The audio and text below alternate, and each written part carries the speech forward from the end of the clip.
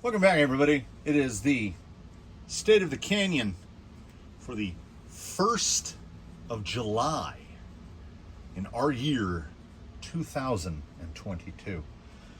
This has been a week, my friends. I've already been to Anime Expo Day 0 to obtain my COVID pass and kind of used it tactically. From the last time we went, way back in 2019, they've moved the entry point all the way around to the other side of the building. So now I think I kind of have a clear sight of like where to park. Whereas before, if there was something in the car, it was gone and it was dead to you, because the walk from the convention center entrance to where the car was parked, forget about it. So this year, we basically park under the entrance, walk north, boom, there it is.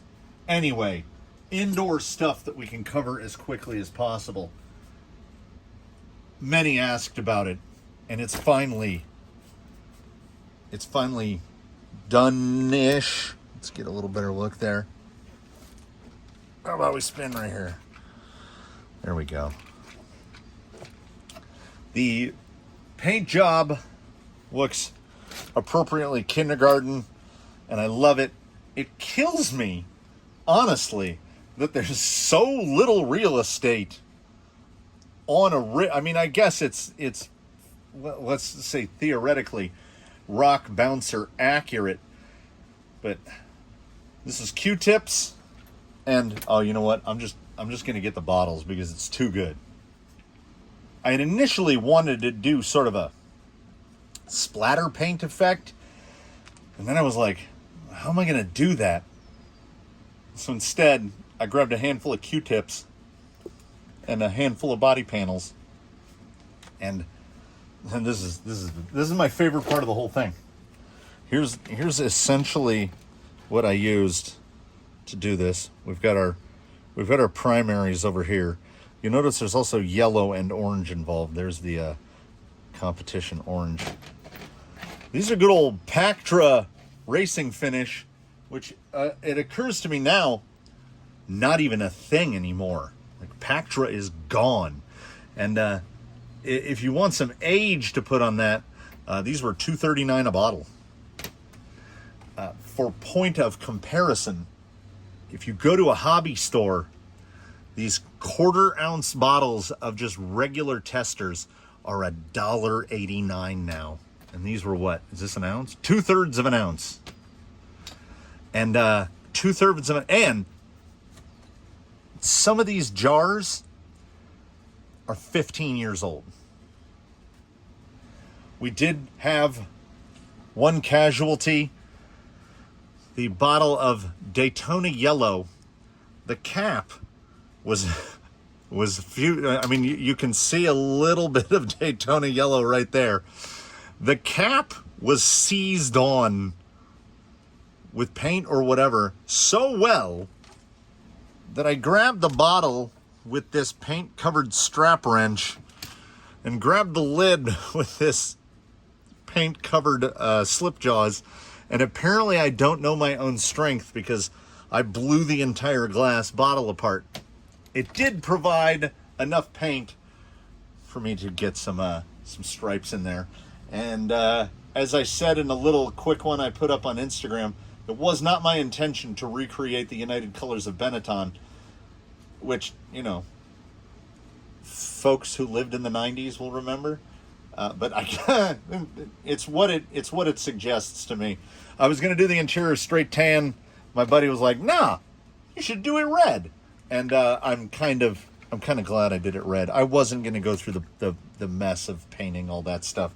It took me 2 weeks as it was to even get the heads mounted. So you can't expect me to go all in. But aside from a little bit of rig tinkering between last Friday and this, like, I put a fusion in Gate Rover. I think I talked about this already. and he's much the better for it. And I got the programmer and reprogrammed Yella. So Yella is now set up on the microscopic little iFlight speed control with the Team Brood little tiny guy, and Yella runs great. I have absolutely no complaints, particularly after doing the reflash on this to get the stuff set in. So I did the same procedure to Zoidberg and Daphne, and I got Daphne's to play a little better with the radio. It still needs some work. I feel like I've talked about all this before. I generally try to leave some stuff unmentioned for the Friday wrap, but the week blurred by so quickly, I don't remember a lot of it. I finished like half a dozen cosplay props, and I still have like 3 more that need finished by Sunday. So it's gonna be come home after, try to recharge my batteries a little, get finished on more cosplay stuff so that I can try to survive this weekend. And then, Monday we've got 4th of July. This, my friends, is gonna be a long weekend.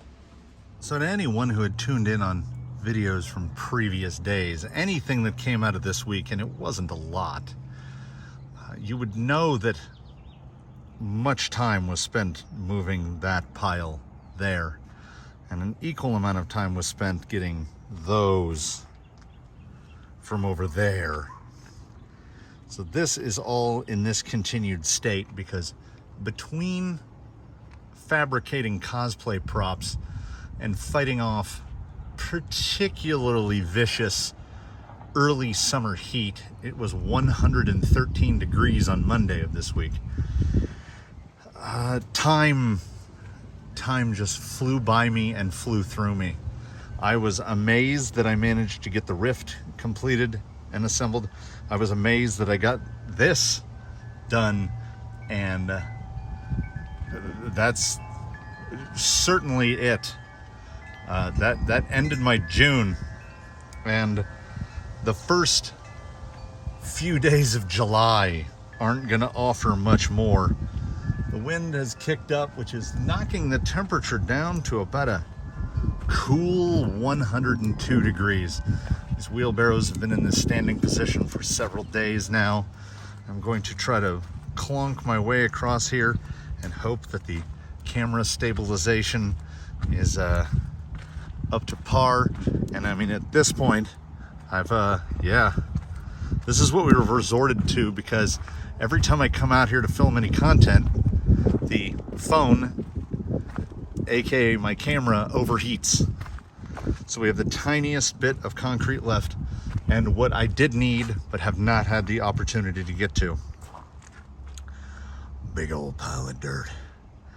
Because I told him I needed dirt, and he came through. And apparently I have all the time I want to get a hold of that. So I'm not too worried about it. Everything else remains largely the same. I still have piles of logs I need to remove. I still have a massive pile of mulch I need to remove. But other than that, obstacles will start getting built. Next week is not supposed to be remotely as hot as this week. I'm sort of counting on that because I would like to get wheeling in. I've got some rigs to fool with. I've got more testing and tuning to do.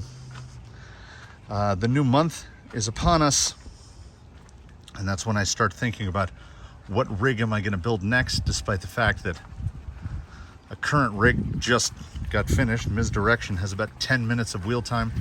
The pond looks quite low.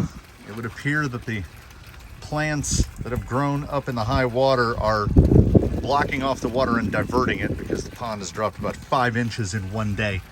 I cannot walk under the Palo Verde with my massive golf umbrella. So I would just like to thank This is going to be the quickest Friday update ever because I essentially can't record, as even in the shade the camera overheats. Well over 100. I gotta figure something out. So I thank everybody for sticking with me, for following the Crawler Canyon journey. And as I'm sure I've mentioned, it makes me feel less insane for doing things like bringing that into my yard to build stuff like this in my yard. So thanks for coming along with me, everybody. Wish me luck. If you're watching this when it's uploaded, I will be deep inside the LA Convention Center, simply attempting to survive Anime Expo 2022, and hope to get back to wheeling as soon as humanly possible. The weather's supposed to be nice in LA. I mean, you know, and they usually have food trucks, so I gotta accentuate the positives. And I want to get back to this. I want to get Dry Bone Valley put back together. I want to do some six gates. I've got a lot of video ideas in my head. I've got a lot of competition ideas in my head. But I got to finish this stuff. I got to finish that stuff. I got to do this. I got to do that. So the camera screen just went dim. That means it has decided it's done. I got the 5 minutes in out here, and that's all we got. No wheeling this week. I'll be wheeling in the next upload. The video that will be up tomorrow, the day after the day that this goes up. So we'll call that July 2nd. They'll be wheeling in that one. So if you're looking for wheeling, look no further than that. After that, I don't know when I'll be up next. No opportunity to make videos for the next couple days. So I wish y'all well. Wish me well. Godspeed to all of us. Thanks for watching, everybody.